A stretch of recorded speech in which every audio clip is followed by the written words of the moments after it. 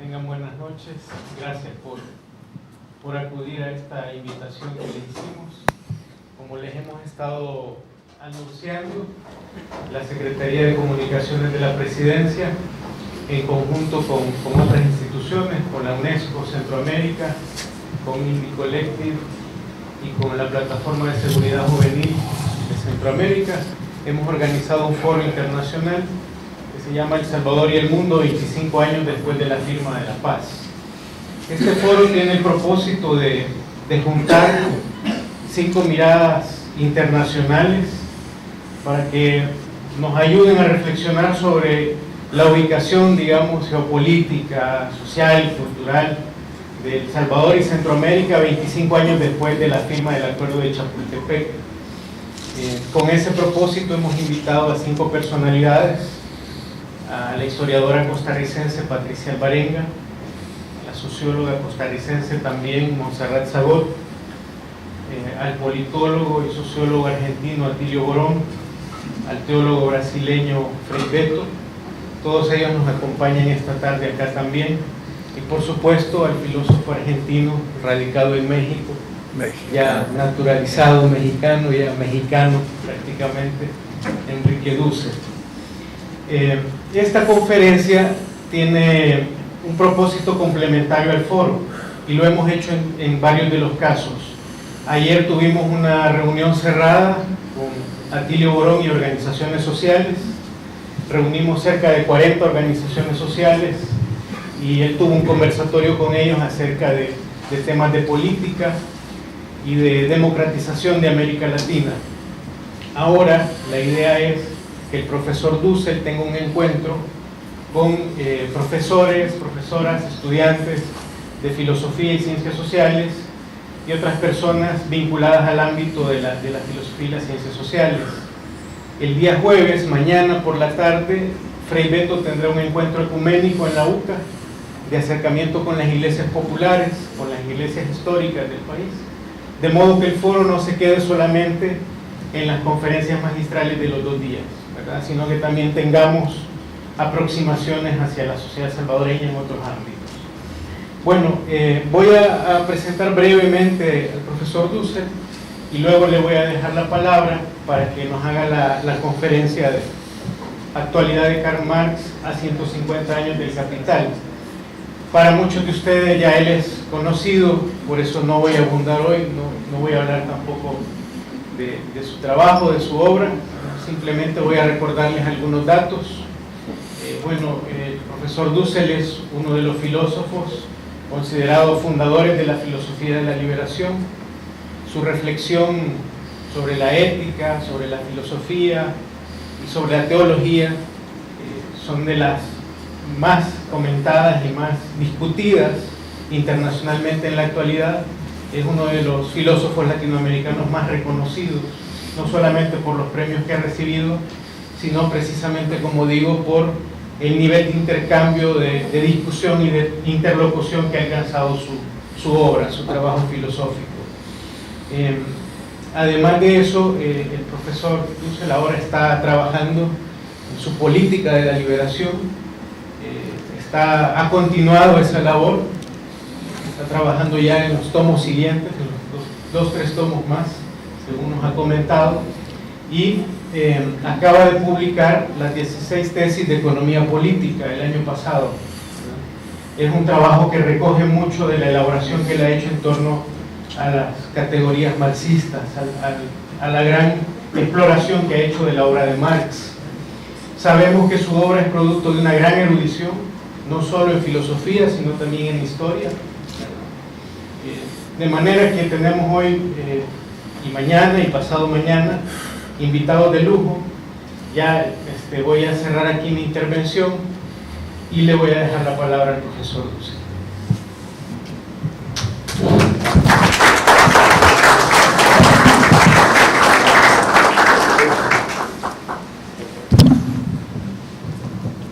Bueno, yo agradezco mucho la invitación que me han hecho y dejé otras cosas por venir porque me pareció importante recordar 25 aniversarios de aquel gran acontecimiento, y respondiéndole el mail al organizador, miré mi biblioteca y vi una pequeña banderita que decía FMNL 1980 en rojo, y la he tenido ahí 30 años en mi biblioteca, y la iba a traer pero me lo olvidé. 1980, que fue un año muy especial porque también fue el año del asesinato de Monseñor Romero y de Yacuría, los dos grandes amigos, del cual hablaré un poco mejor en otra conferencia. No me es fácil hablar porque no sé a qué nivel situar mi charla de hoy, si es filosófica. Permítame hacer una rápida encuesta. ¿Quiénes de ustedes son filósofos? ¿Por qué no me levanta la mano? Poquitos. ¿Quiénes son más bien de ciencias sociales en general, sociología, historia, etcétera? ¿Quiénes no tienen nada que ver con ser profesores o académicos? Por ahí vengo acá. Muy bien. Bueno, porque no es fácil a quién voy a hablar, porque el tema que propuse es uno de los grandes temas de este año 2017. Yo creo que tenemos tres grandes acontecimientos. El primero, de 500 años. Allá en Wittenberg, un Lutero presentó sus 95 tesis en 1517. Y me ha tocado dar una conferencia al inicio de los festejos o de la preparación hace 5 años, y sería muy interesante mostrar qué significa Lutero a los 500 años. Hace unos años celebramos el 500 aniversario de la invasión de América, no del descubrimiento, pero ahora estamos ¿a cuántos años? A 23 años del descubrimiento de América. Y entonces Lutero no se entiende sin el descubrimiento del Atlántico, pero ese sería otro tema, pero que vamos este año a tener que repensarlo. La segunda es 1917, la gran revolución de octubre que conmovió todo el siglo XX. Hay que también repensarla. ¿Qué pasó con la revolución? ¿Qué significa el socialismo real? Y justamente es otro de los grandes temas.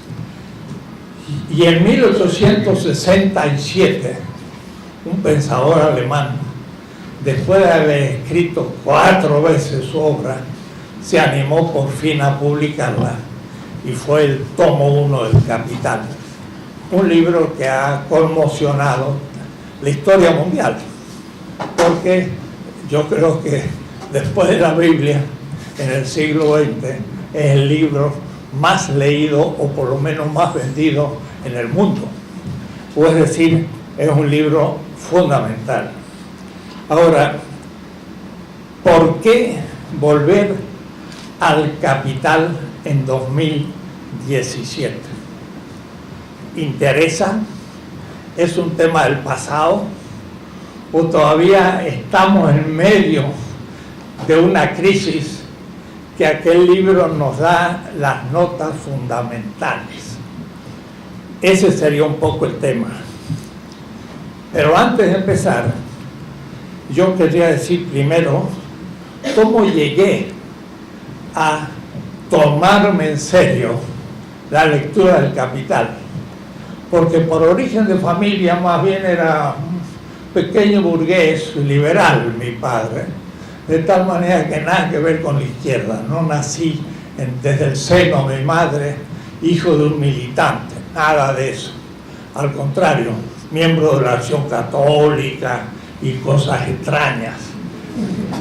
Después me puse a estudiar filosofía y pues estudié en mi pequeña Mendoza en Argentina, fue Europa, hice mis aventuras que tienen también que ver con lo que hablaré en estos días con Monseñor Romero, porque después de mi tesis doctoral de filosofía en Madrid, en la época de Franco, me fui 2 años a Israel.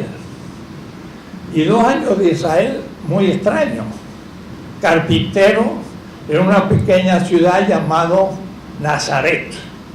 Entonces, las quijotadas de juventud, de pronto ahora con Walter Benjamin y el retorno al pensamiento judío, me encuentro bien equipado, porque aprendí el hebreo como lengua viva, hablarlo, leerlo, discutirlo, haber trabajado con palestinos en la tierra del fundador del cristianismo, lo que me hicieron pensar muchas cosas.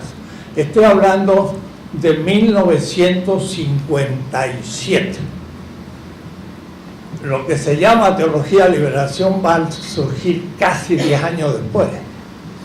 Y sin embargo tuve el gusto de estar con un Paul Gauthier, que era un obrero en Nazaret, que escribió un pequeño libro que se llamó Mire cómo Jesús, la iglesia y los pobres. Y ahí descubrí yo el tema de la pobreza y de Jesús en la iglesia. Y esto es muy importante aún en el presente. Pero eran tiempos de juventud y de ahí después entonces pues pasé por Europa muchos años, 4 en Francia, 2 en Alemania, y volví a América Latina en el 67.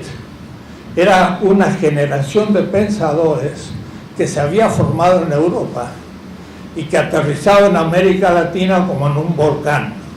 Pero teníamos la preparación para poder empezar lo que acontecía. Y como yo era filósofo y surgió en la teología lo que se llamó teología de la liberación, yo dije, ¿y en la filosofía se puede hacer algo parecido? Y justamente hablando con Borón hoy, me entero que él también conocía a O'Farrell, un sociólogo en Buenos Aires, que fue de los primeros sociólogos de la dependencia, 1969. Yo estaba escribiendo un libro sobre ética ontológica en Heidegger, pero cuando descubrí el tema de la dependencia, que lo que había que hacer era romper la dependencia, yo dije, no, ese curso ya no funciona. Y le llamé para una ética de la liberación latinoamericana. 5 años, 5 tomos, allá por los 70. Pero fueron años muy activos, porque explotó en América Latina una toma de conciencia revolucionaria. Mucha gente se comprometió en la guerrilla, entonces había cursos por todas partes. Yo habré dado vuelta 50 veces por América Latina. A Salvador llegué muchas veces. Hasta di un curso donde un recién obispo auxiliar siguió el curso y estaba al fondo y sonreía cuando hablábamos, porque era más bien conservador y le mostrábamos las cosas de otra manera, desde una visión desde los oprimidos.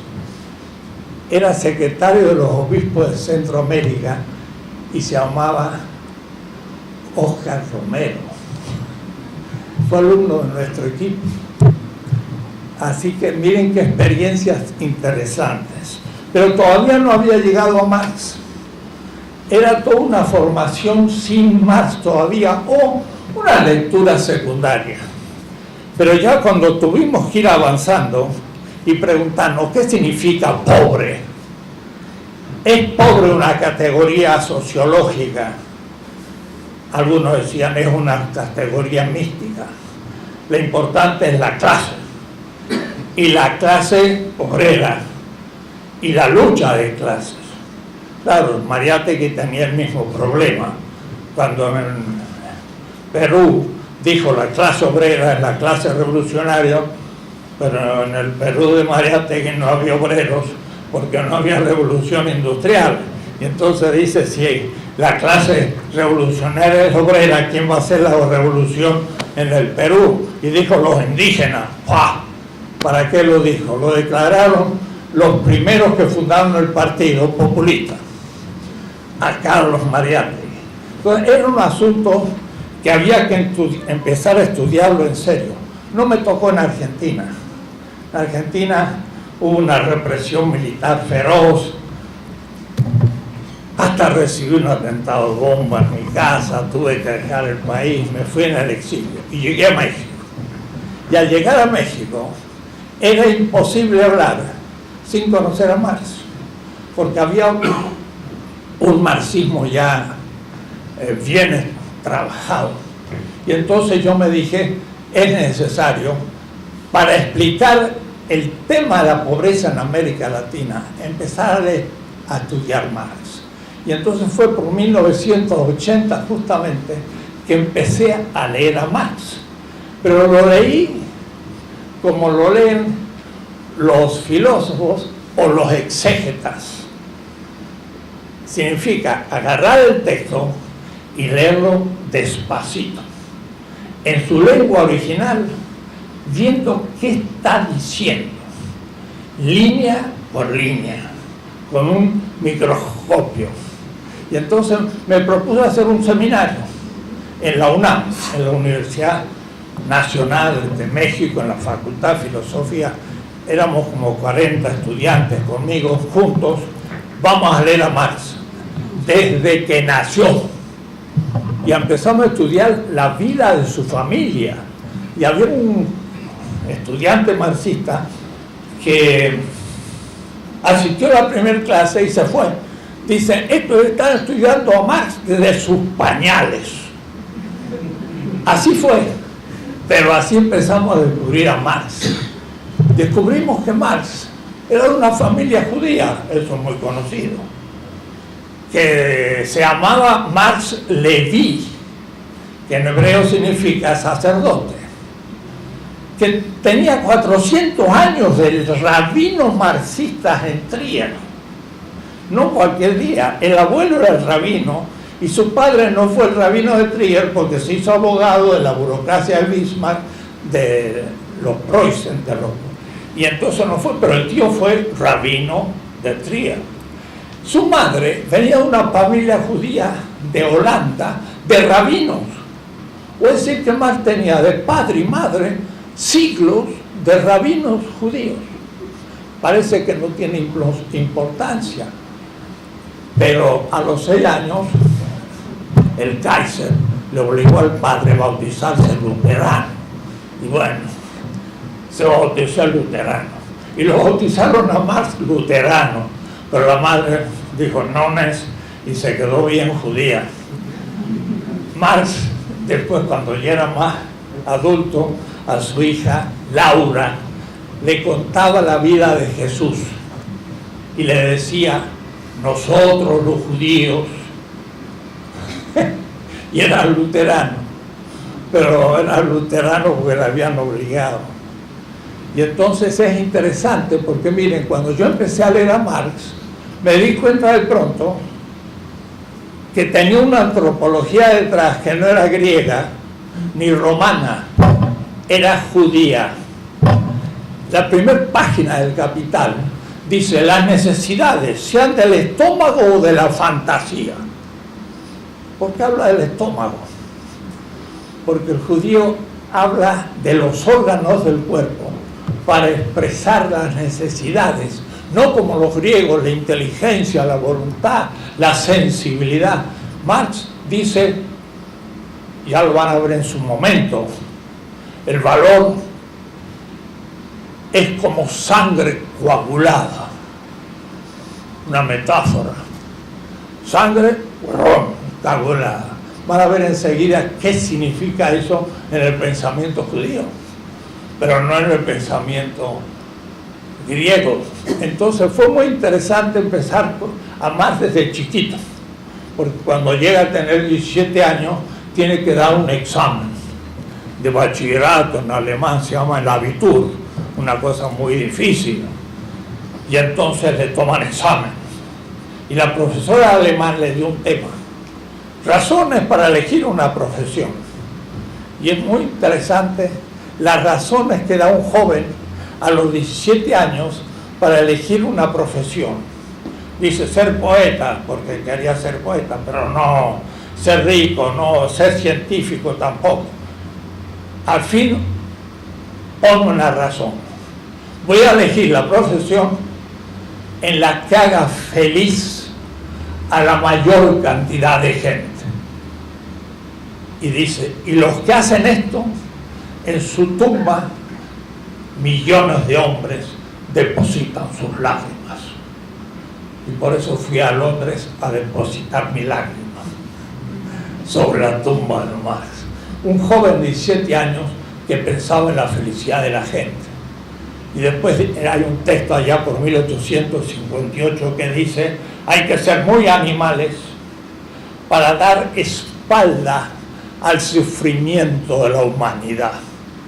Yo he dado mi vida, la de mi familia, para escribir este libro. Y va a ser el Capital. Pero lo va a escribir porque no quiere dar la espalda a los sufrimientos de la humanidad. Eso es lo que yo estaba buscando. El pobre sufre, y más lo que se va a proponer es explicar el origen de la pobreza. Ahora, no les puedo ir indicando toda la vida de Marx, la juventud, los artículos. Lo he hecho en muchos volúmenes. ¿Por qué? Porque me dije, ¿qué tal de leer a Marx cronológicamente? Arqueológicamente, diría Foucault. ¿Cómo fue evolucionando su pensamiento? Y lo hacía en un seminario en la UNAM. ¿Sabe cuánto tiempo me duró? 10 años. Hice 18 semestres leyendo a Marx y avanzando en el tiempo. Primero el joven Marx, cómo escribía, qué decía, dónde estaban las motivaciones, y está el joven Marx, hasta 1857. Ese año, el 57, él ya había sido expulsado de Alemania, se pasó a Francia, lo expulsaron de Francia, se fue a Bélgica, lo expulsaron de Bélgica y ya cayó en Londres. Londres era el capital del imperio, y entonces, como estaba en el centro del imperio, ahí ya no lo echaron. Y entonces se quedó estudiando hasta el fin de su vida, del 48 hasta el 83. Iba todos los días a la biblioteca del Museo Británico, la mejor biblioteca de economía en el mundo, porque era la biblioteca del imperio de la época. Entonces el hombre tenía en sus manos lo mejor. Y cuando fui a la biblioteca de Londres, del museo, el guía dijo: gran biblioteca, que es extraordinaria, porque es una cúpula hermosa que entra luz, fue terminada de hacerse en 1857. Digo, el año que Marx empezó los Grundrisse, su libro fundamental. Quiere decir que, como se había habilitado la biblioteca, ya pudo trabajar duro, y ahí empezó su obra fundamental. Marx va a escribir 4 veces el tomo primero, del cual ahora festejamos el 150 aniversario en la 4ª redacción. Entonces, como yo iba haciendo una lectura cronológica con los estudiantes, era un grupito bueno, que ya se volvieron expertos en leer textos y conocían muy bien a Marx.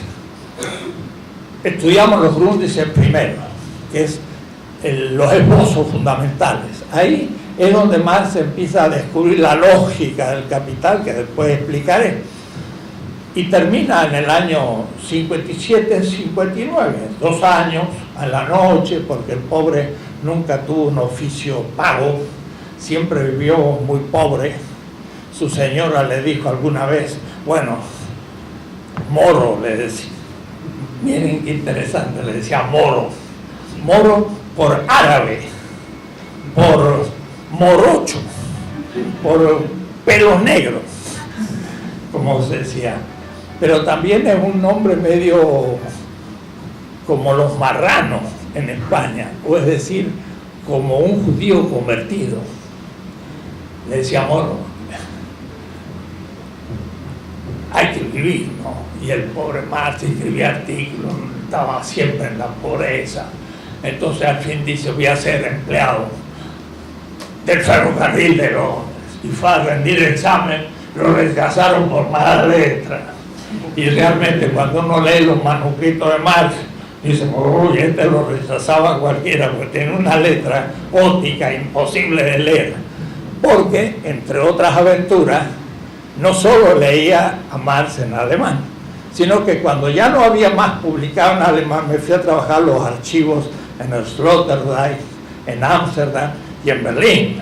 Es decir, mis comentarios últimos son sobre textos de Marx no publicados en alemán, para que ustedes vean la seriedad de un latinoamericano.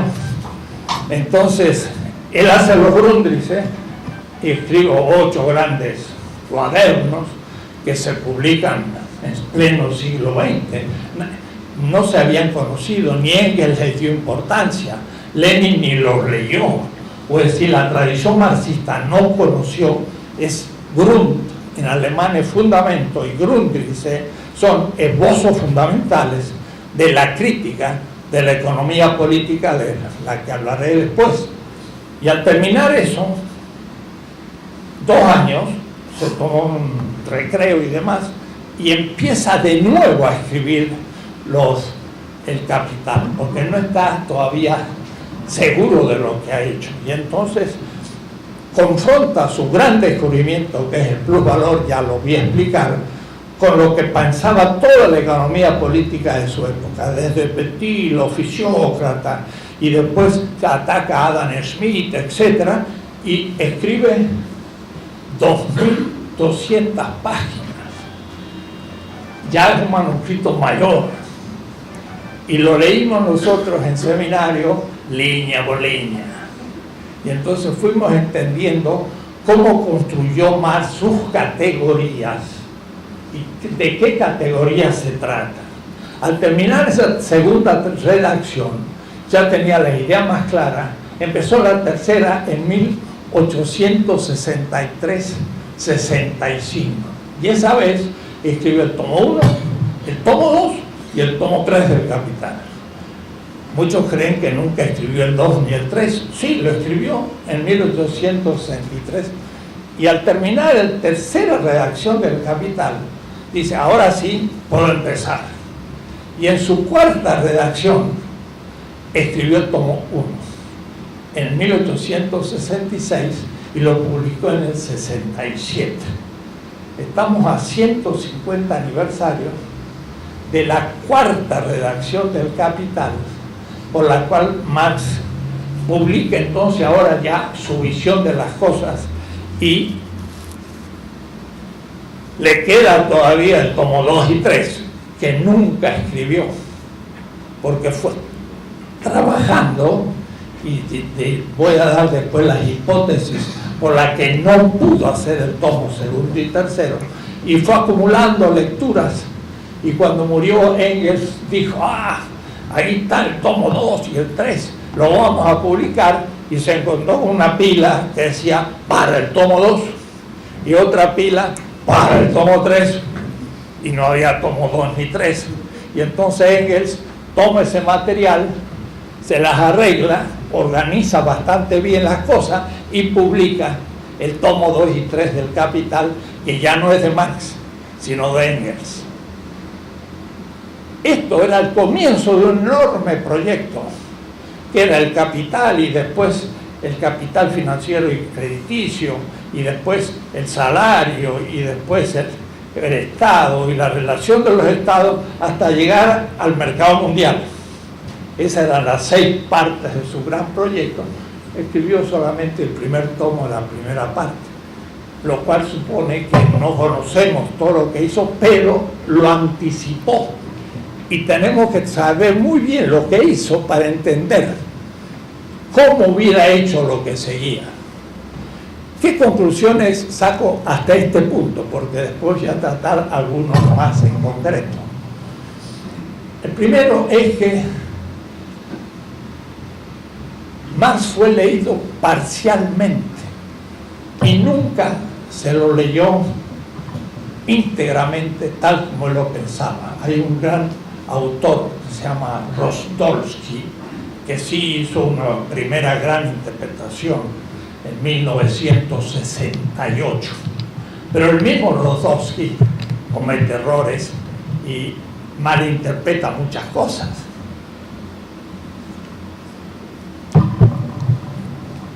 O es decir, preguntándome para el origen de la pobreza en América Latina, me llevó a leer a Marx. Ahora sí sabía dónde estaban los lugares para poder estudiar el tema, y ya se me iba aclarando a medida que avanzaba, y descubría textos que nadie había advertido porque se habían hecho una cierta lectura intencional. Pero cuando uno hace una lectura global para entender al autor, le va sugiriendo el tema, porque para mí en el fondo no era más lo que me interesaba.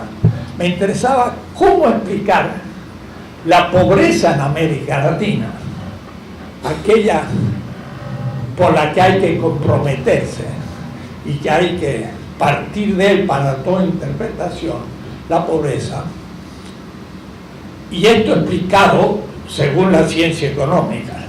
La teoría de la dependencia, allá 1966-68, con gente muy extraña y distinta como Faleto, Cardoso, pero también con un Teutonio dos Santos, eran mucha gente de la cual dependimos todos, porque la teoría de la dependencia fue la gran primera teoría de las ciencias sociales surgidas en América Latina. Y de ahí entonces surge teología de liberación, filosofía de liberación y hasta muchas otras cosas. El boom literario tiene mucho que ver con esto. 100 años de soledad es también de un mundo dependiente. Entonces, en fin, es toda una generación que piensa de la misma manera. Lo que interesaba era saber, la teoría de dependencia, ¿tuvo o no tuvo razón? Y en 1975, en un gran encuentro sociológico en Quito, grandes marxistas dijeron, no, la teoría de dependencia es una teoría burguesa, porque está hablando de la competencia entre burguesías, y por lo tanto a los burgueses les interesa que a uno no lo destruya o que lo absorben otro. De tal manera que eso no es una doctrina de Marx. A mí me pareció, sin haber estudiado Marx, que no era así, pero ahora, después de la lectura pausada, ahora sí yo ya tenía los argumentos para poder decir si esa teoría era o no era marxista. Y bien,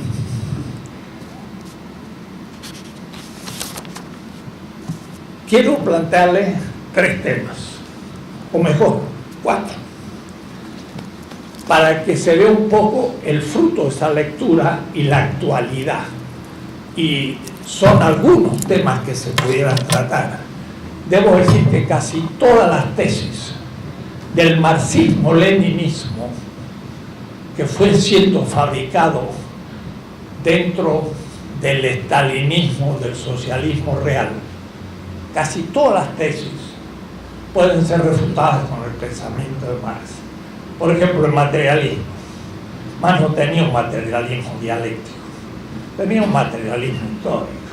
Él decía muy claro, de lo que se trata no es de la naturaleza como naturaleza, Si fuera naturaleza como naturaleza, habría que ir a encontrar en alguna isla coralífera de reciente formación en Australia. ¿Qué significa? Que ya no queda casi naturaleza en la Tierra porque toda es trabajada por el ser humano. A mí lo que me interesa es la naturaleza trabajada. Entonces, ¿qué está primero? ¿El sujeto del trabajo o la naturaleza como materia de trabajo? La tradición marxista decía, si yo afirmo la materia, soy materialista. Si digo que es el sujeto, soy idealista. Marx dice, yo no estoy hablando de materia metafísica ni de sujeto subjetivista. Estoy hablando del sujeto del trabajo. ¿Qué es primero? ¿El sujeto del trabajo o la naturaleza trabajada como materia? Primero es el sujeto de trabajo, porque sin sujeto de trabajo, la materia es materia, pero no es materia de trabajo. Se vino abajo el concepto de materialismo dialéctico, quedó la materia. La infra y la superestructura. Que la infraestructura es la economía y la política y la ideología es superestructura. Eso dijo Marx. Hay 3 líneas en la introducción al Kritik 1857, donde Marx dice que hay una infraestructura, una Überbau, pero de paso no dedica una página de 1857 hasta su muerte sobre infra y superestructura. Pero dice lo siguiente: la mercancía es vista desde el espejo del derecho. Y el derecho no es economía, es un problema político. ¿Qué significa eso? Por ejemplo, esta mesa. Cuando yo llegué, vi la mesa, y no digo la mesa es mía, sino que la mesa es de la institución donde estoy dando la conferencia. Por lo tanto, no la puedo vender. Que la economía entra cuando yo venda la mesa o la compre o la pague. Pero como la veo a la luz del derecho, digo, no es mía, no la puedo vender. Quiere decir que el derecho es constitutivo de la economía como economía. ¿Cómo va a ser superestructura si es constitutiva? Entonces, Marx nunca habló de infra y supra. La ideología es supra, jamás. Además que el tema de ideología lo dejó en los escritos juveniles que se llama la ideología alemana, que hoy está siendo debatido porque no es un libro propiamente de Marx, sino que es una mezcla de muchas cosas. Entonces, Marx no habló en el Capital una sola vez de ideología. En el Capital, que estamos diciendo 150 aniversario, nunca habla de ideología, habla de fetichismo. Eso es otra cosa. Pero ideología tampoco. Y así, el ateísmo. Marx era ateo. ¿Seguro? Tráigame el texto. En el 44 dice Marx, el ateísmo, después de la negación la negación del hombre, no tiene más sentido. Una vez que usted ha negado al ser humano que un Dios niega, entonces ya no tiene interés en negar a ese Dios que nega al ser humano.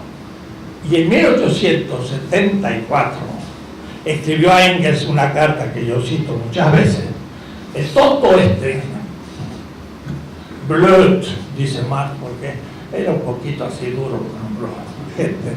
El tonto Bakunin me quiere meter a la Internacional, una asociación de ateos socialistas. En la Internacional no va a entrar una institución teológica, para afuera, jamás lo aceptó. No era el tema del ateísmo el problema, el tema era del fetichismo. El otro día, estando en Costa Rica con Franz Hinkelamer, me dice, estoy trabajando la teología cotidiana. En la cuestión judía le dice Marx a los judíos, ustedes adoran el sábado, los cristianos el domingo, los musulmanes el viernes, le podría decir a los otros, ustedes adoran a un Dios. Pero después de lunes a viernes, o si incluimos el viernes árabe, de lunes a jueves, ya creen que ustedes no adoran a ningún Dios, y ahí adoran al Dios capital. Entonces, de lo que se trata es de ser ateo de un Dios que nadie descubre, porque es el Dios de la semana, que es el capital. Y usted dirá, no, pero ¿dónde Marx dice que el capital es Dios? Miren, estaba yo en la Sorbona hace 4 años, 250 marxistas, de Said y otros grandes marxistas franceses, en la Sorbona, en el anfiteatro, y yo les empecé, todos marxistas, en un seminario habitual. Yo digo, mire, Marx en los Frutis tiene este texto que dice, el dinero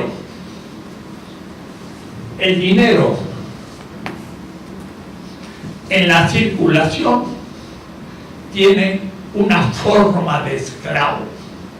En alemán se llama Knechtgestalt, forma de esclavo, pero se enaltece a sí mismo, y en el capital, el dinero, toma la forma de Dios, Gottesgestalt. En el capital es un Gottesgestalt. Le digo, ¿a qué se está refiriendo Marx? Era lo mejor del marxismo francés de mi universidad de la Sorbona, donde soy doctor. Nadie abrió la boca, no sabía de qué yo estaba hablando.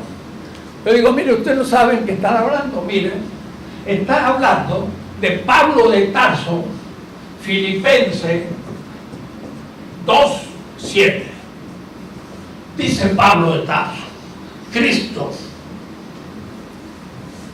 siendo de la naturaleza divina, Gottesgestalt, como el capital, se alienó a sí mismo, entonces y toma la forma de esclavo, Knechtgestalt. Está usando más lo mismo, pero invertido.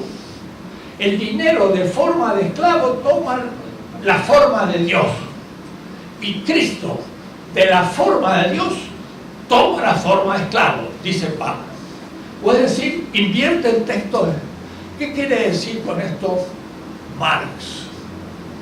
Lo que dice en sus escritos, hay un nuevo Dios que le da un codazo a todos los otros dioses de Europa y que ha tomado su lugar, el capital. El capital es el anticristo. Hay 50 textos de Marx sobre el anticristo. En el segundo capítulo del Capital cita el Apocalipsis, y en una citación cabalística, capítulo 13, 17 del Apocalipsis, capítulo 17, 13. Y dice, la bestia tiene el derecho de poner el nombre de su nombre, los marcó en la frente con su número para darles capacidad de comprar y vender. Y más ese título Apocalipsis, que es la bestia del anticristo, se lo aplica al capital. Bueno, tengo un tomo, miren, sobre el tema extraño, la teología metafórica de Marx. Está siendo traducida para Duke University Press y está siendo traducida en francés ahora, enero del 17, pero lo escribí hace 25 años. Pero en América Latina no lo quise publicar porque era escandaloso, y lo publiqué en España, nadie le dio importancia, pero ahora lo voy a sacar en siglo XXI en México, porque ahora Walter Benjamin me autoriza a mostrar todo esto. Claro, hay que pedir la veña a Walter Benjamin, porque lo que él intuía, nosotros lo hicimos. Y es lo que dice Michel Levy. Lo que piensa mesiánicamente Walter Benjamin como hipótesis, lo hicieron los teólogos de la liberación latinoamericana hace 40 años. Lo hicieron, no plantearon como hipótesis. Tenemos que ver lo que hemos hecho. Bueno, no se imaginan cuántas cosas podemos hablar de Marx en cuanto a que el marxismo, leninismo, construido por el stalinismo, desapareció. Y bendito sea que desapareció y no va a resucitar. Marx está de pie, porque él apuntó a la esencia del capital, que es lo que hoy estamos sufriendo. Entonces hay que distinguir las cosas. Y temas. Primer tema, la importancia del plusvalor.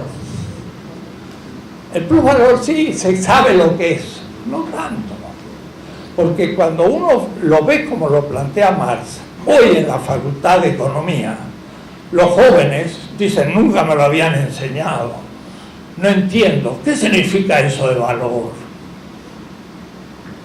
Marx dice, mire cómo es su tipo de razonamiento.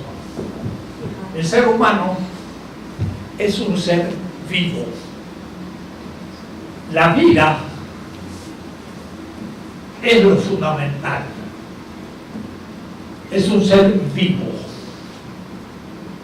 Y eso a mí me enfrenta a Apple, a Habermas, a Rawls, a todo el pensamiento contemporáneo europeo, eurocéntrico, todo, porque no sabe pensar estas cosas. Estoy hablando de lo mejorcito, a Gamber, lo que ustedes quieran, lo empezamos a destruir ante ustedes, pero no es mi clase de hoy, pero lo tengo bien leído, trabajado en seminario. Ser viviente. El ser viviente consume, y consume energía en materia. Y entonces, si no repone su energía en materia, muere. Es una metafísica y una antropología de la muerte y la vida. Ese es el pensamiento de Marx. Él dice, capital muerto. El ser humano es trabajo vivo, lebendige Arbeit. Y entonces tiene una metafísica y una antropología de la vida. El pobre está casi muerto. No vive plenamente. Eso lo había dicho en su examen de Abitur cuando tenía 17 años. Voy a dar mi vida por hacer feliz a la mayor cantidad de gente. Y soy feliz cuando realizo la vida.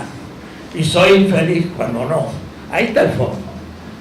Si no reproduzco mi vida, entonces tengo una necesidad. Y la necesidad es no tener un satisfactor con el cual pueda reproducir mi vida. Pero la primera necesidad humana, y lo dice Zubiri, y también Ellacuría en su libro sobre el ser histórico, La vida, habla de la biología, muy interesante, porque Ellacuría está de acuerdo completo con lo que yo digo. Lo único que no siguió su económica y no siguió su política, está en el primer piso, ¿no? Hay que llegar al 10º para después poder tomar decisiones, y si no tengo las mediaciones no puedo hacerlo. Eso es lo que él había hecho después de ser un héroe como lo es, que es mucho más que ser un sabio. Pero en fin, la necesidad es una negación, y el satisfactor, al consumirlo, reproduce la vida. Y miren qué interesante, el satisfactor no es valor de uso inmediatamente.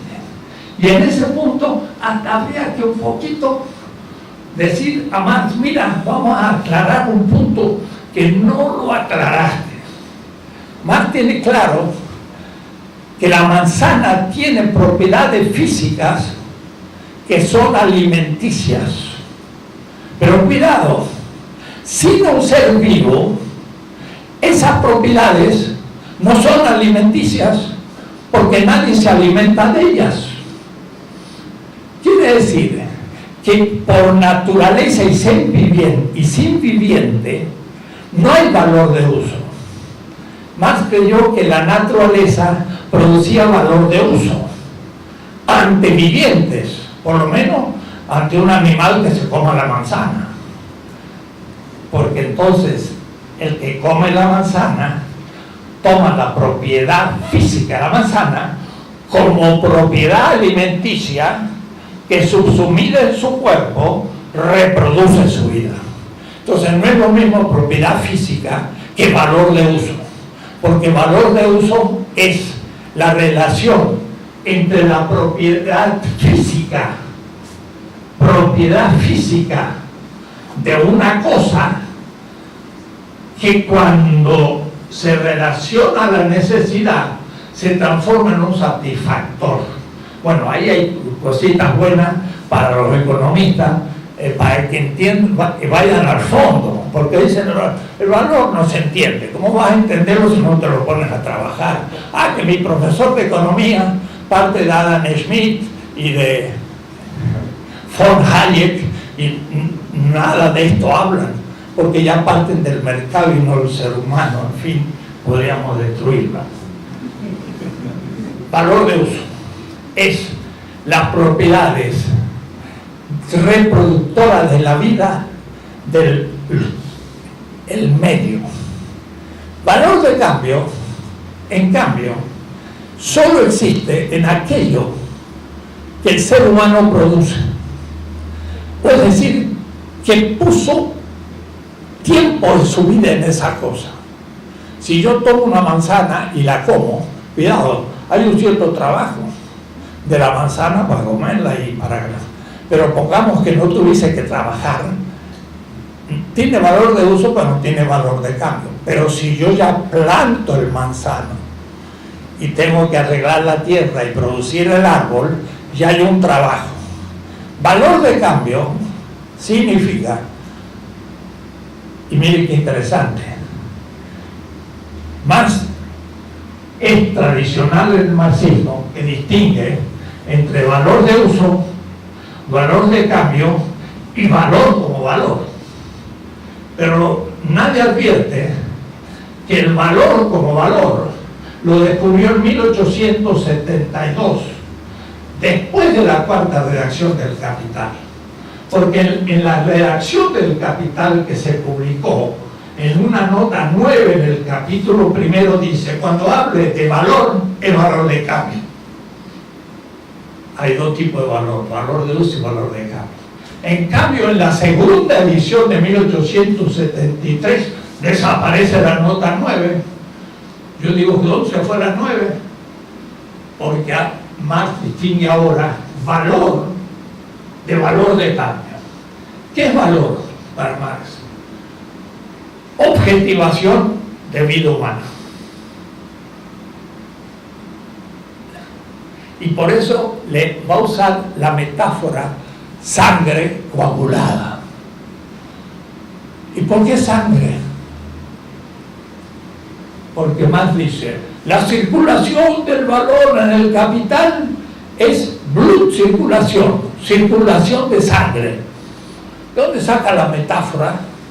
Que la sangre es la vida de judío que era.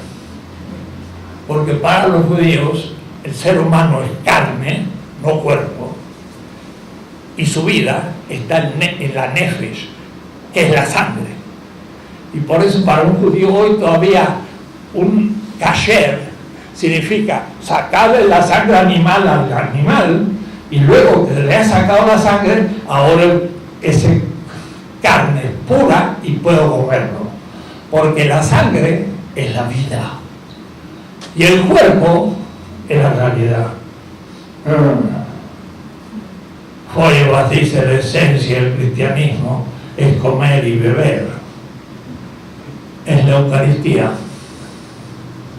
Porque la sangre para el judío es la vida. Y el cuerpo es la persona muerta. Quiere decir que en la Eucaristía, aún católica, la sangre no es el alma, es la vida, y la carne es el ser humano. Y se separa la carne del ser, muere. Y por eso que el valor de cambio es sangre coagulada para Marx. Es una metáfora hebrea.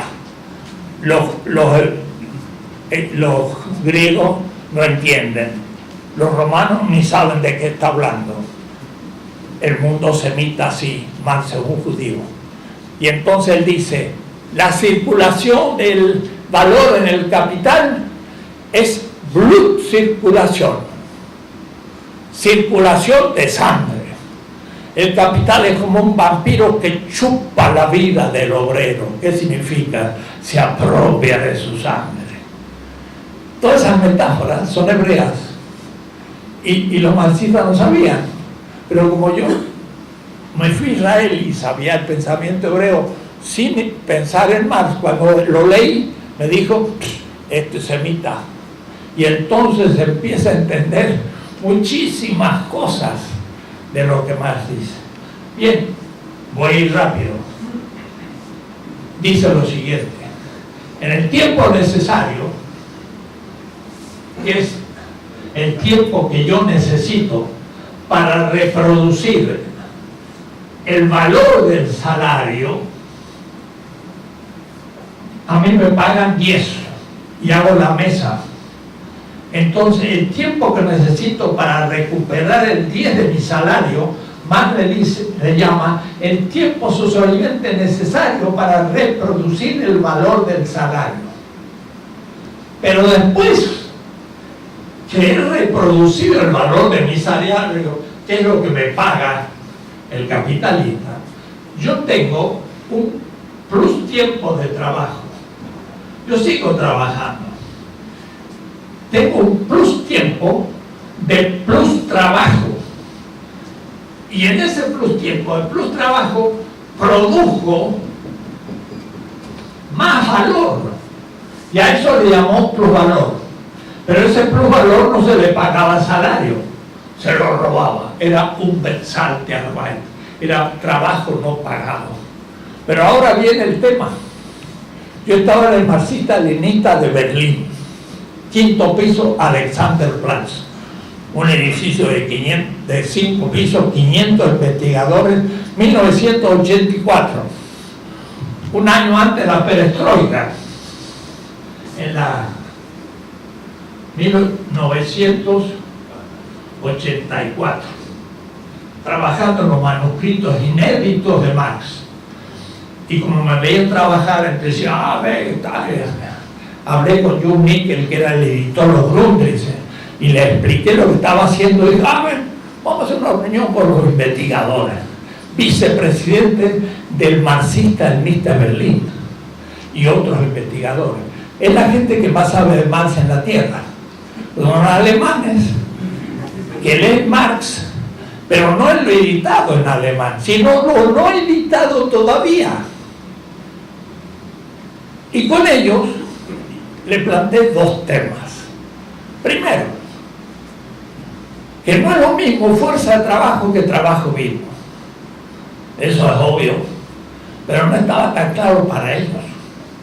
El trabajo vivo es todo el tiempo que usa el obrero para producir valor. Mientras que el tiempo de trabajo es realmente aquel tiempo que se agota en la jornada de trabajo. Y por eso que el tiempo de trabajo tiene valor, pero el trabajo vivo es el sujeto mismo del trabajo. No tiene valor porque es la fuente de valor. Esa es la ética de Marx. El trabajo vivo es infinito. No lo puede usted pagar porque es el creador. Mientras que la fuerza de trabajo es la que yo puedo reproducir comiendo, durmiendo, y al día siguiente vuelvo a tener fuerza y a la noche no la tengo y la puedo reproducir, y eso tiene valor. Entonces, el sujeto vivo no tiene valor. ¿Por qué? Porque es creador. Pero ¿saben cómo le va a llamar Marx a el poner plusvalor? Él dice, en el tiempo necesario el trabajo reproduce el valor del salario. Dice reproduce. produce. Pero en el tiempo de plus trabajo, crea valor de la nada. Y no usa la palabra reproducción, sino Schöpfung, que es creación. Schöpfung. Creación de la nada. Eso me suena. Eso me suena a semita, a judío, y es Macabeos 7, la creación del universo, de la nada, del capital. Y siempre usa ese término en todas sus obras. Ni él que se dio cuenta. El crear más allá del tiempo necesario un valor que no me pagan es creación de la nada del capital. Yo digo, eso es metafísica judeo-cristiana. Ningún papa ha hecho una doctrina social en donde haya introducido la categoría de creación en la economía. Más lo ha hecho, más que los papas. Es más judío que los papas, o es decir, más cristiano que ellos. Un descubrimiento latinoamericano. No me lo pudieron refutar. Me dijeron, editamos Marx, pero hay que seguirlo estudiando. Y de hasta hoy ningún marxista me ha podido refutar en el mundo. Ni norteamericano, ni alemán, ni francés, ni ninguno. Invento latinoamericano. Marx usa la teoría de la creación en la teoría del plusvalor. Fantástico. No sé si se dan cuenta. Filosóficamente es un descubrimiento muy importante. Porque a Marx le va a pasar lo que le pasó a Aristóteles. En la Edad Media, Alberto Magno enseñaba a Aristóteles a sus alumnos en secreto en Colonia. Y Tomás de Aquino aprendía a Aristóteles, pero no lo decía porque había sido condenado por el obispo de París. El otro día me escribía Inge Lammer: Enrique, somos los que siguen trabajando Marx. Va a ser un padre de la iglesia. Va a ser como Aristóteles Marx. Entre 10 o 15 años se van a remitir a Marx como la ortodoxia de la economía. Nunca me pudieron refutar nada de lo que yo he dicho. Miren, más, cuando hicimos un texto teológico, es mi hobby. Como algunos pueden jugar al tenis, yo puedo hacer teología. Tengo el derecho, soy filósofo de profesión y modo vivente, gano mi sueldo, pero, y Frei Beto estuvo ahí, hicimos una colección que se llamaba Misterio y Liberaciones. Me pidieron escribir el tomo de la ética. Yo dije, lo voy a escribir rápido porque enseguida lo van a suprimir y ya no me lo van a publicar. Y efectivamente al 7º volumen lo suprimió Roma, pero ya lo había publicado en 6 idiomas, lo cual vino muy bueno. ¿Sabes lo que yo hice? Ahora lo voy a publicar en Nuevo Trota, pero ahora voy a mostrar en el índice lo que hice. No lo dije cuando lo escribí en 1985. Yo había terminado un comentario a los Grundrisse de Marx y conocí a Marx ya muy bien. Entonces yo dije, ¿qué tal si yo hago una economía en un texto de teología con solo categorías de Marx? Pero no voy a llamarle plusvalor, le llamé plus vida. Y no le voy a llamar, y le cambié los nombres. Y escribí un libro. Tuvo el Nihil Obstat, todo el mundo lo leyó. Y mis colegas dijeron, qué bueno, qué coherente. Y nunca dije cuáles eran las categorías con las que lo había hecho. Y nadie me lo criticó. Era absolutamente marxista. Ahora lo voy a publicar y voy a mostrar por qué era marxista. ¿A qué punto Marx va a ser aceptado? Bueno, plusvalor es eso. La acumulación del plusvalor es lo que Marx llama la valorización del valor, de Verwertung des Wertes. El valor no es el banco, ni la empresa, ni es el capitalista, ni es el obrero, ni el salario, ni nada.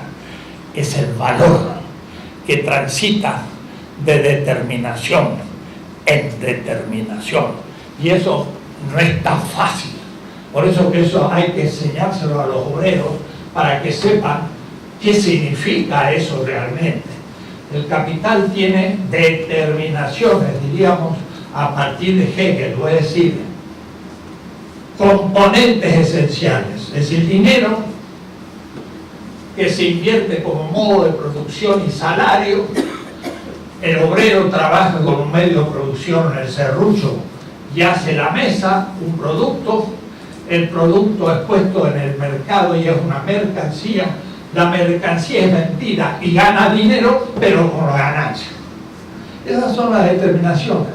Pero esa ganancia se acumula y crece. Entonces Marx dice, el capital no es una mera circulación circular, es como una espiral, porque eso lo saca de Hegel. Entonces el capital es algo así como esto. Es una espiral creciente. Es dinero que llega a ser mercancía, pero cuando se vende es dinero uno, que es más dinero. Y en la próxima vuelta es más dinero. Y en la próxima es más dinero. Puede decir, llega un punto en que todo el capital es lo no pagado al obrero. Y por eso se empobrece.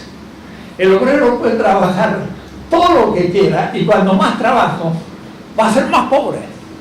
Es como el esclavo. Dice, voy a ser libre, entonces voy a trabajar más.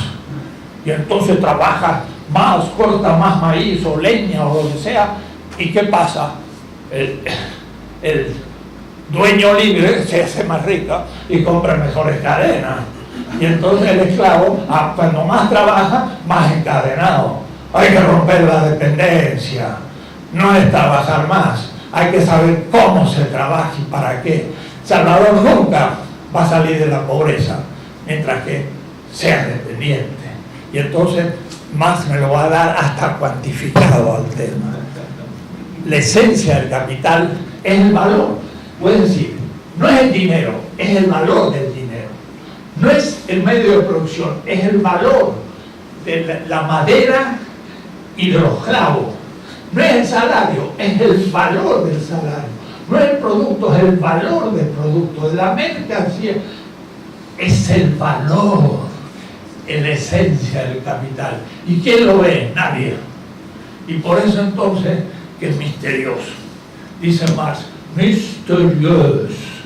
Usa la palabra, el capital se torna invisible y misterioso. Todos son inocentes de su producción, pero lo cierto es que 7 personas tienen ahora más propiedad que la mitad de la humanidad. ¿Cómo se ha hecho? Nadie lo sabe, porque el mecanismo es invisible. Ese es el fetichismo. Lo que aparece no es lo que es.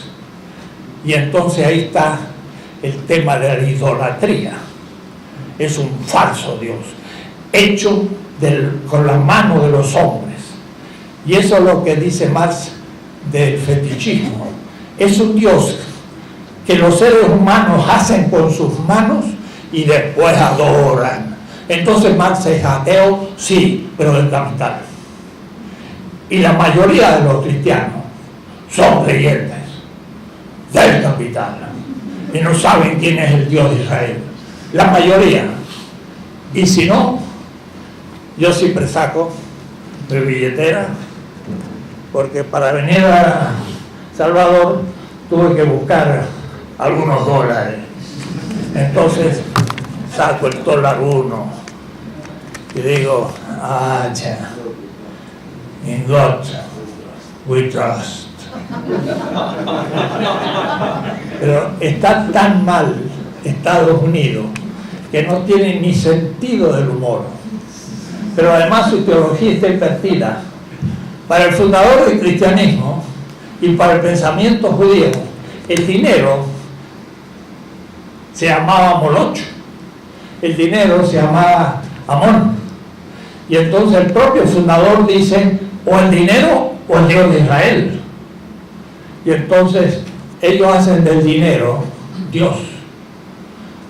Pero digo, se equivocan, porque hace un error de ortografía. Dice, in God, es de Trump. We trust. ¿Seguro? ¿No se le falta una L?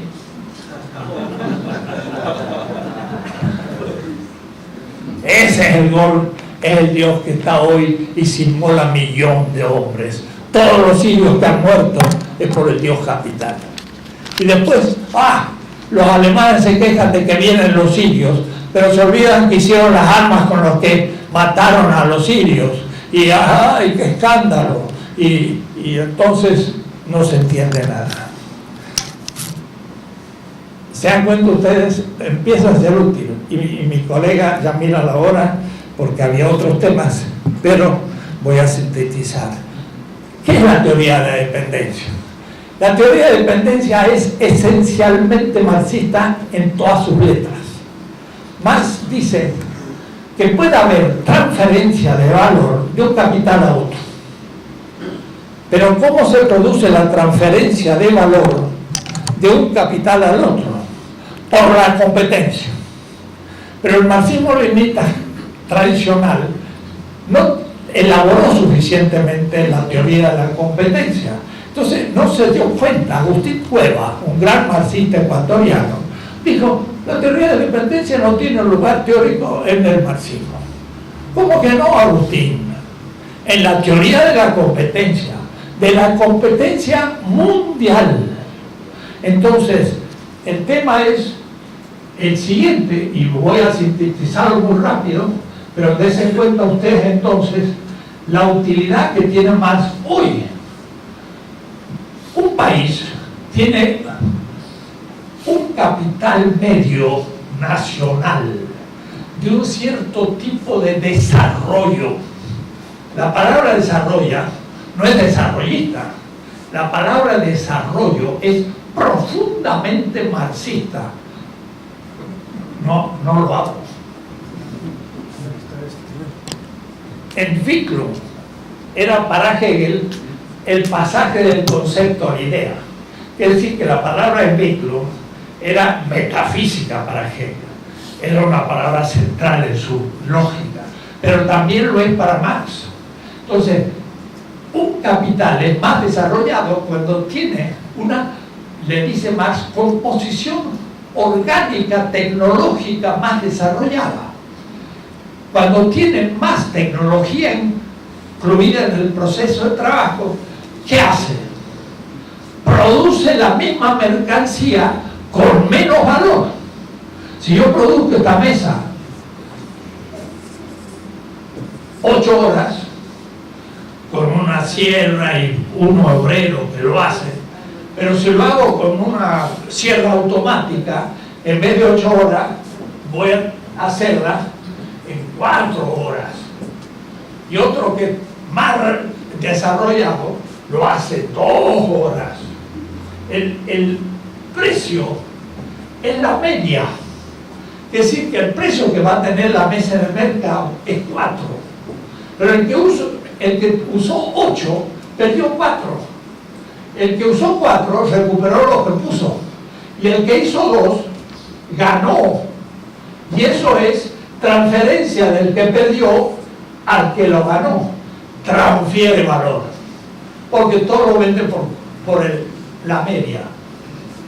En realidad está mal hecho porque tendría que haber puesto mejor 8, 12, 14. La media es... No, 14 y 2, 3, pues se me complica.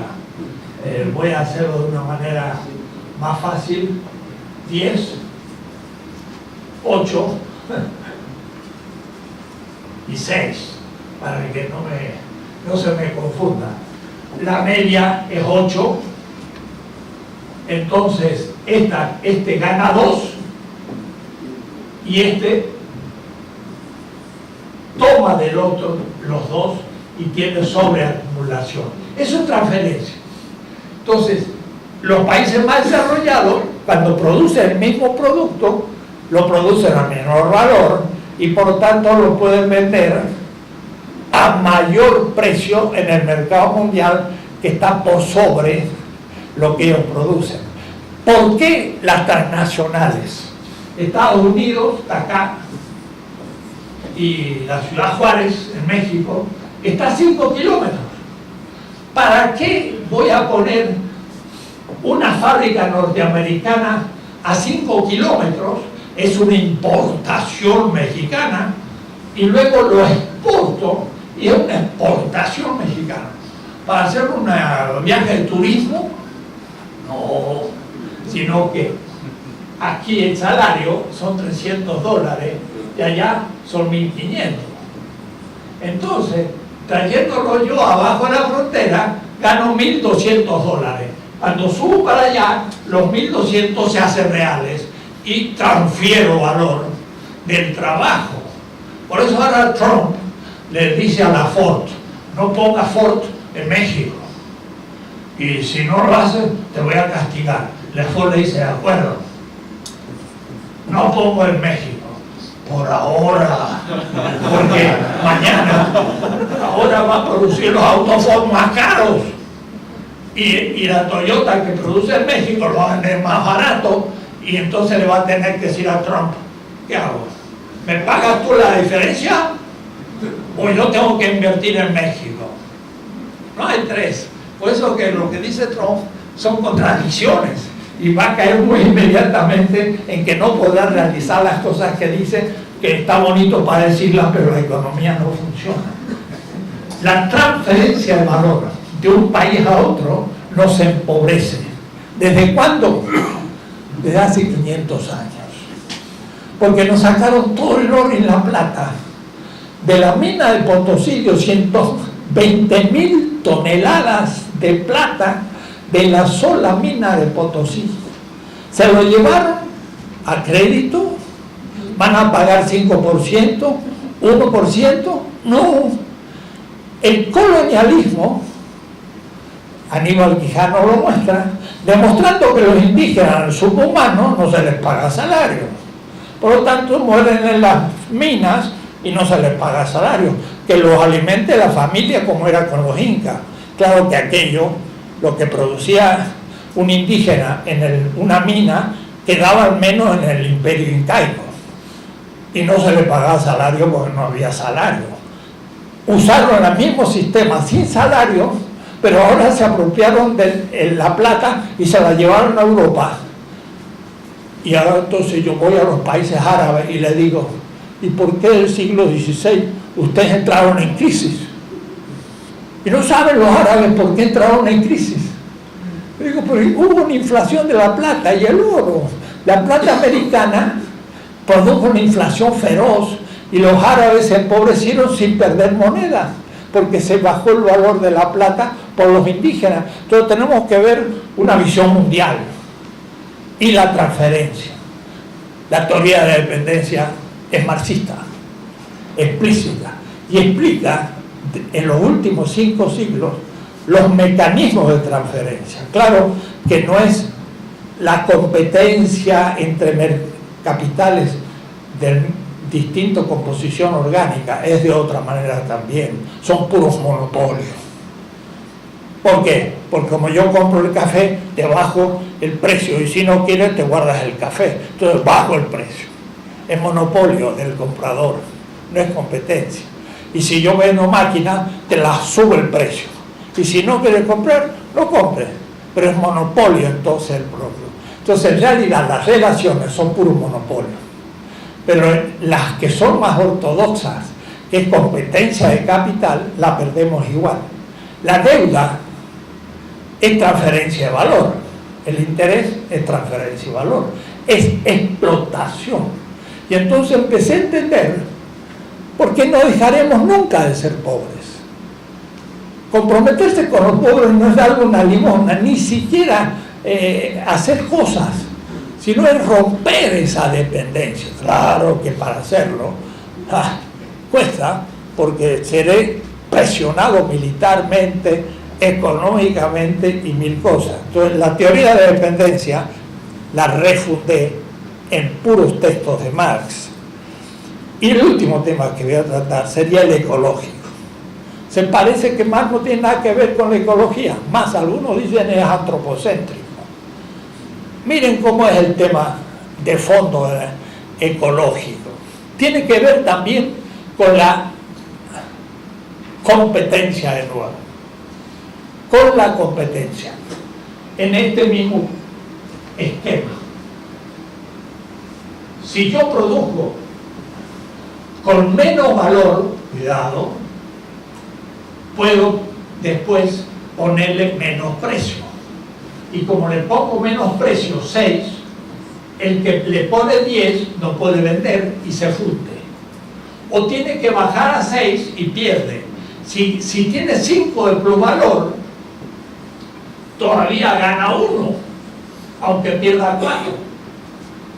Pero entonces dice Mauro Marini, sobreexplota el trabajo para en vez de ganar de plusvalor 5, ganar 7 y explota más al obrero periférico para sacar más plusvalor. De tal manera que puede, dice Marx, transferir plusvalor y sin embargo también obtener ganancia, porque transfiero menos del plusvalor, pero si transferiera más valor que el plusvalor, estoy fundido porque no recupero lo que puse y tengo que cerrar la fábrica. Entonces, ¿por qué produce con menos valor? Porque tiene mejor tecnología. Y la revolución tecnológica no fue por la ciencia, como dice Mario Bunge, que la ciencia se aplica a la tecnología y la inteligencia hace que haya la revolución industrial. Pamplina es un teórico epistemólogo como Mario Bunge. Es la competencia lo que produce la revolución industrial. O usted inventa algo o sale del mercado. Hoy se sabe que la revolución industrial empezó en China un siglo antes que Inglaterra. Un siglo. Que fueron ingenieros chinos los que pusieron la primera fábrica de acero en Inglaterra, en Sheffield. Que casi todas las máquinas de la revolución industrial son chinas. Lean el libro de Pomeranz, The Great Divergence, la gran diferencia. Empezó en China, los ingleses la imitaron y luego los chinos entraron en una crisis pero política interna que se está estudiando. Pero no fue por competencia con los ingleses, porque estaban mucho más avanzados.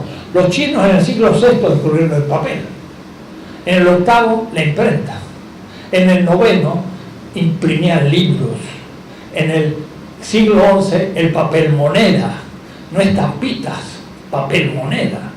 Y entonces hicieron la pólvora, la brújula, todas esas cosas. Dieron en el siglo XVII la revolución industrial en la China, en el Yangtze. Los ingleses imitaron la China. Y ahora estamos estudiando The Theft of History, el robo de la historia.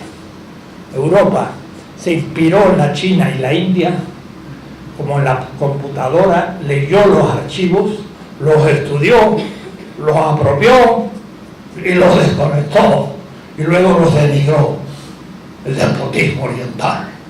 Y Hegel ya se monta sobre el despotismo oriental, pero en el siglo XVII los chinos eran los más importantes en Europa. La chinoiserie era hasta la moda en Inglaterra y de la monarquía. Tenían todo el mercado mundial en sus manos, tanto de armas como también la porcelana, el tejido de seda y los... ¿Qué podían? vender Europa hasta 1800 en China. Nada. Podía comprar con la plata americana, nada más.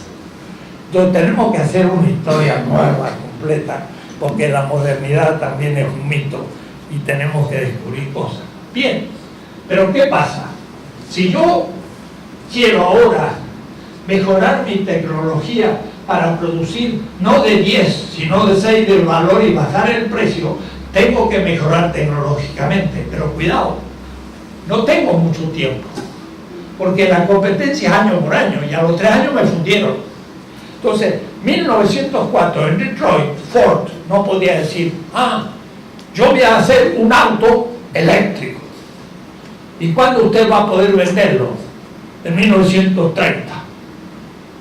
Bueno, estamos en 1904. En 1907 se fundió Ford. Porque la competencia es a corto plazo. O usted tiene una nueva tecnología o no resiste la competencia. Y entonces, ¿cuál es el criterio de elección de la tecnología? Que me permita bajar el valor del producto a corto plazo. Pero que eso significa quemar petróleo, que es un bien no renovable valiosísimo, más que un diamante. Es una cosa tremenda lo que es el petróleo, porque tiene muchas posibilidades para muchos siglos de la humanidad. Lo siento, necesito una tecnología ahora y aquí que compita. Es antiecológica, lo siento. Y entonces la tecnología se hace destructora de la ecología, de la vida en la tierra. Y le decimos, los verdes, la tecnología es el problema, igual que los obreros rompían las máquinas porque les sacaban trabajo, o ahora los robots. Marx dice, no, compañeros, no es la máquina lo que saca el trabajo, es el criterio de subsunción de la tecnología en el proceso de trabajo. El problema es que el criterio no es vamos a usar una tecnología que permita la reproducción de la vida en los próximos 1000 años. Eso es ético. No me interesan los 1000 años, ya habré muerto. Me interesa ahora y aquí fundir a la General Motors y yo voy a producir los autos a combustión de petróleo y se acabó. El problema ecológico no es la tecnología, es el criterio de selección de tecnología. Y ese criterio es el capital, el aumento de la tasa de ganancia. ¿Quién lo dijo eso? Carlos Marx. ¿En qué capítulo? El plusvalor relativo. Ese es el gran ecologista. No hay otro mejor, pero nadie lo estudia. Y los verdes tampoco, son unos ilusos. Están hablando de la vida y hablando contra la tecnología y se tragan el capital. ¿Se dan cuenta? Es importante, Marx. Por eso entonces estoy muy contento de haber estudiado Marx y de usarlo y seguir usándole a todos los niveles. Yo estoy más bien ahora trabajando en la modernidad, la descolonización epistemológica, la ética, la política, pero Marx entra por todos lados, porque él es la infraestructura justamente, él es el que me da a mí el conocimiento económico de base para no ser iluso. Yo digo, hay que leer a Marx no para ser marxista, sino para no ser ingenuo. Y después que lo lean, no es necesidad que sea marxista, pero ya no van a ser ingenuos. Ya después podrán seguir haciendo cosas. Entonces, Marx es más actual que nunca y hay que estudiarlo, porque sin él vamos al suicidio colectivo. La humanidad va a ser destruida ecológicamente por el capital. Termino diciendo eso que dice la gente del pueblo, que parece cuando llega un ladrón con un revólver, le dice, la bolsa o la vida. La bolsa de Wall Street o la vida. Son los dos criterios. hay que elegir. Si usted elige la vida, tiene que tener una epistemología coherente, y Marx es parte de la vida y hace todo un desarrollo categorial coherente. Nadie lo hizo en la economía, ninguno. Y eso es un trabajo lógico, metafísico, antropológico, ético, científico, que nadie lo ha hecho mejor. Hay que mejorarlo, pero mejor no lo ha hecho otro. Por eso es una buena celebración del 150 aniversario si nos ponemos a leer El Capital. Pero cuidado, es un libro difícil. Y yo he escrito 4 tomos, pero para permitir leer El Capital, como hacía, miren, y yo termino, pero no termino, lo que dijo una vez Elder Cámara en Chicago. Dice: Tomás de Aquino usó a Aristóteles para hacer un gran pensamiento. ¿Por qué no hacer lo mismo con Marx? Elder Cámara dijo eso. Entonces yo dije: ¡acha, qué bueno! Hay que hacer lo que Tomás de Aquino hizo con Aristóteles, hay que hacerlo con Marx. ¿Qué hizo Tomás de Aquino para estudiar bien a Aristóteles? Comentó las obras de Aristóteles. Y yo he hecho el único comentario de las 4 redacciones del Capital. Esto ha hecho lo que hizo Tomás de Aquino con Aristóteles. Nada más, muy tradicional, pero muy crítico. Y digo, he hecho el primer comentario de las 4 redacciones. Usted era profesor, pero usted, el primero, no hay ningún ruso, ningún alemán, ningún norteamericano u holandés que haya hecho el comentario de las 4 redacciones del Capital. No hay ninguno. Es un latinoamericano. ¿Por qué? Porque lo necesitamos. Gracias.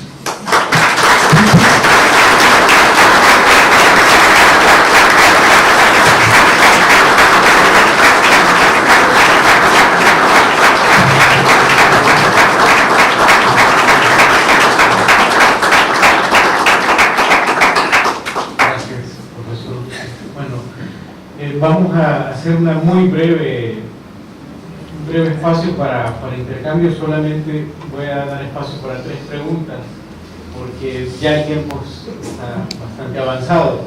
Tenemos que salir con los invitados a otros compromisos. Entonces, diría, si tienen preguntas o comentarios muy breves, muy precisos, solamente 3 y cerramos.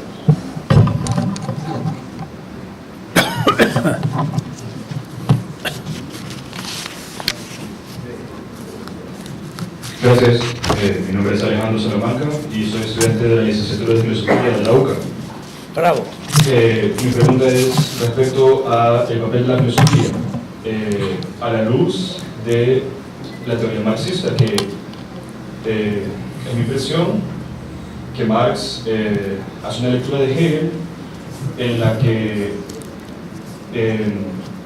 toma el repaso que hace Hegel de la historia de la filosofía y de alguna manera le aplica su propio principio de superación y la utiliza como la figura que menciona Wittgenstein en el Tractatus, que su obra es una escalera que se utiliza para subir y que una vez uno ha llegado al punto que quería alcanzar, la escalera se desecha, digamos, de alguna forma y se sigue adelante. Mi pregunta es, ¿cuál es, digamos, el espacio que tiene la filosofía entendida como una doctrina académica tradicional, que se le acusa de estar recóndita en una torre de marfil pensando en determinaciones metafísicas o que la gente llama abstractas y que no tienen nada que ver con en realidad la vida cotidiana, el ser humano de carne y hueso, etc. Digamos, la pregunta es, ¿la filosofía en realidad tiene posibilidad de contribuir a esa lucha que mencionaba usted, que Marx asumió a los 17 años, de tratar de hacer feliz a la mayor cantidad de gente posible, luchar en contra de la pobreza, del sufrimiento humano, etc.? Y si es así, digamos, me parece evidente que no puede continuar siendo de la manera que la filosofía se había dado antes de Marx. Y, digamos, si la filosofía sigue teniendo una tarea ahora, ¿cuáles son las condiciones contemporáneas más allá de la idea de los estudios interdisciplinarios, estudios culturales, etc., me refiero a la teoría específicamente filosófica. ¿Cuáles serían las características contemporáneas específicas de la filosofía? Gracias.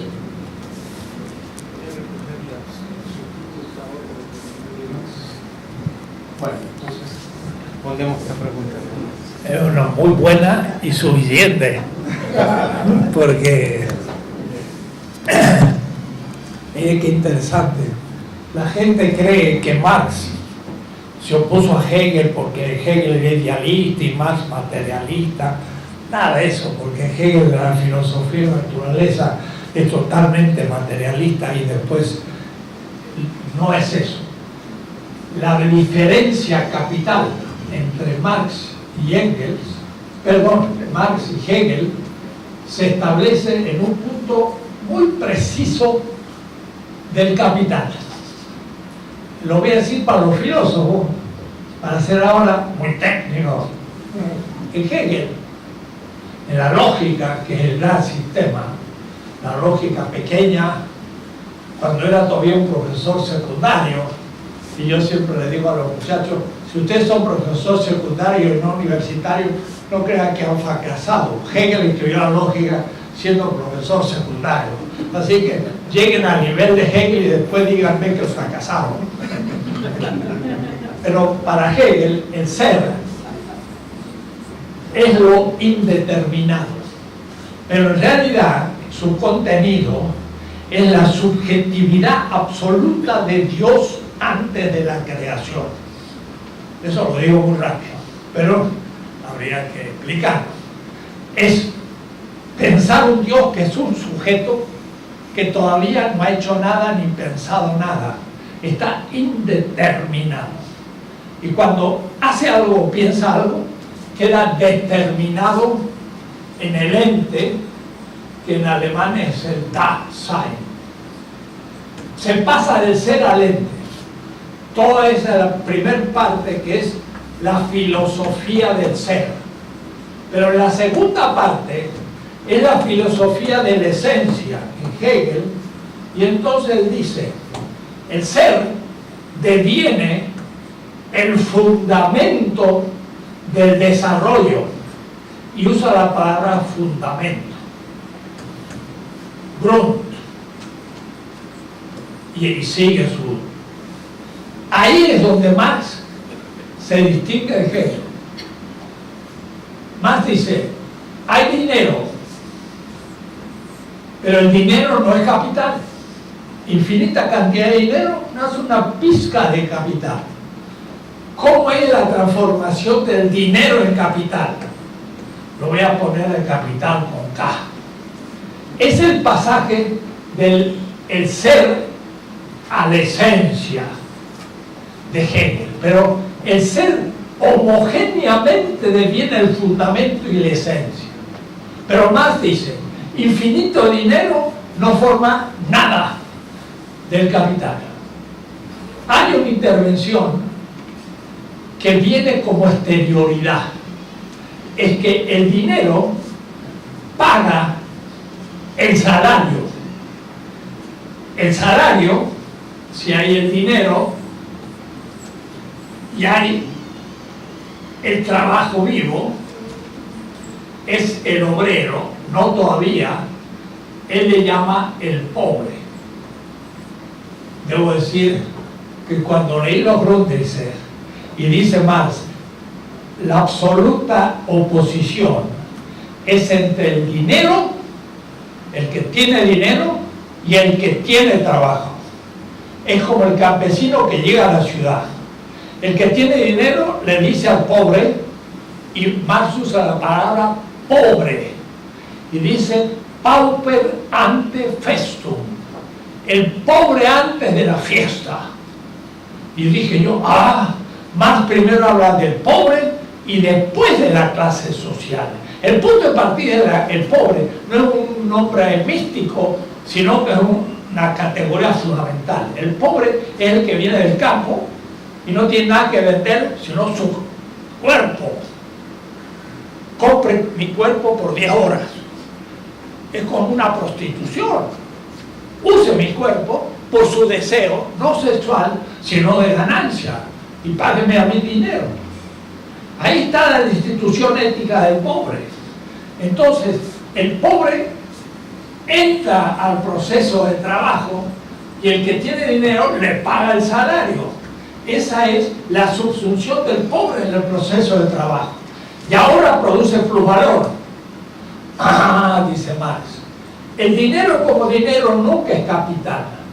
Deviene capital cuando paga salario y el pobre le produce en el capital desde la nada valor. O es decir, que el dinero se transforma en capital cuando surge de la nada del dinero, nada, el plusvalor.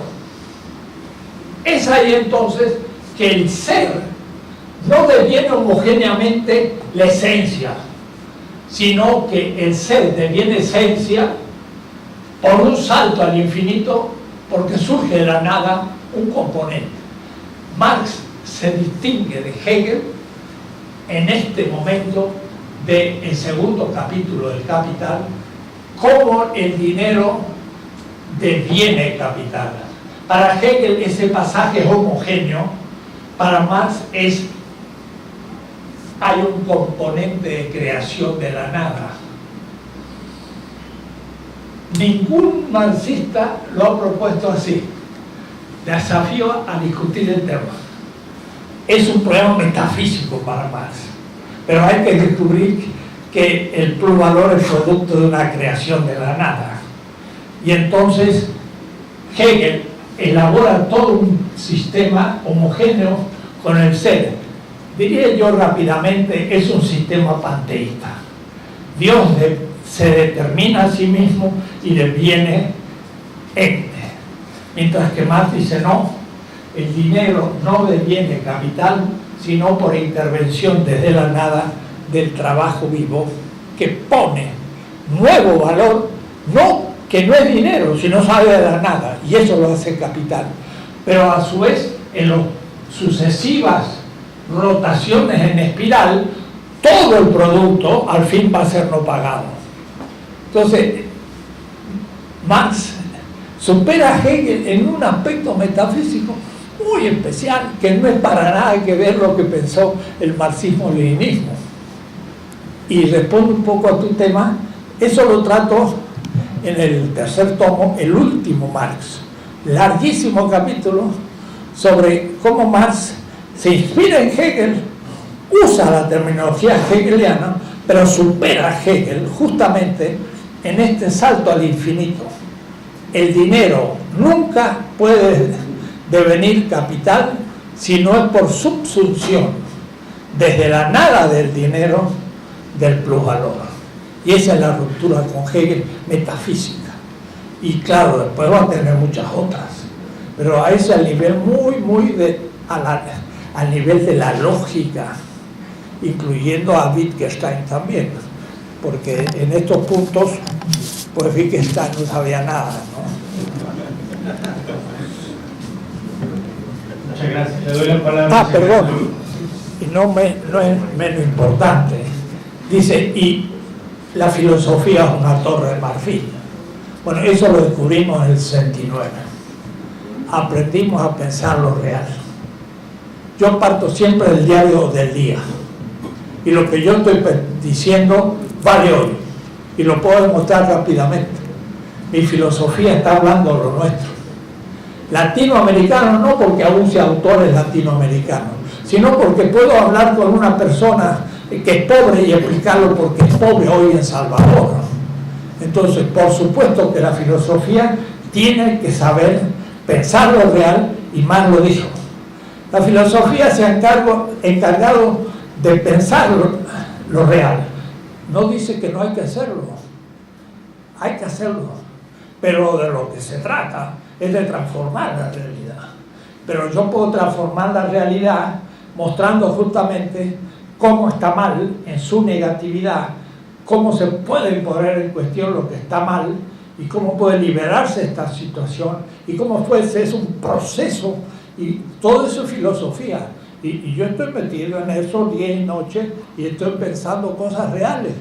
Yo los libros son excrescencia, son lo que uno produce de paso, pero estoy explicando lo que nos está pasando y se ve, porque yo puedo explicar el diario, lo demás. Decía Hegel, la lectura del diario es los maitines del hombre contemporáneo, porque en Bremen le tocó 2 años ser director de un diario. Entonces, Hegel pensaba Europa y fue un pensador del capitalismo triunfante fenomenal, por eso fue tan recibido. Nosotros tenemos que hacer lo que nos toca y por lo tanto criticar a Hegel. Palabras de cierre del secretario de Comunicación. Bueno, muchas gracias. Realmente una jornada como esta es espectacular. Y yo creo que lo que ocurre es, puesto nuestro país a 25 años de los acuerdos de paz, bueno, nuestro gobierno está trabajando en hacer de este año un año de la cultura de paz. Y la cultura de paz implica precisamente asolear las ideas, asolear el pensamiento, encontrar ideas que nos permitan construir una ruta de país. Y esto no se trata nada más del diálogo entre 2 fuerzas políticas. No, esto es un problema de país. Encontrar los caminos del desarrollo que no resolvieron los acuerdos de paz porque tenían su propio cometido para aquella época, eso fue un reto. Hoy a esta generación les toca otro reto. Y es encontrar precisamente de qué manera vamos a dibujar el país que queremos, vamos a encontrar los caminos del desarrollo, y eso no tiene que ver nada más con un debate entre 2 fuerzas políticas.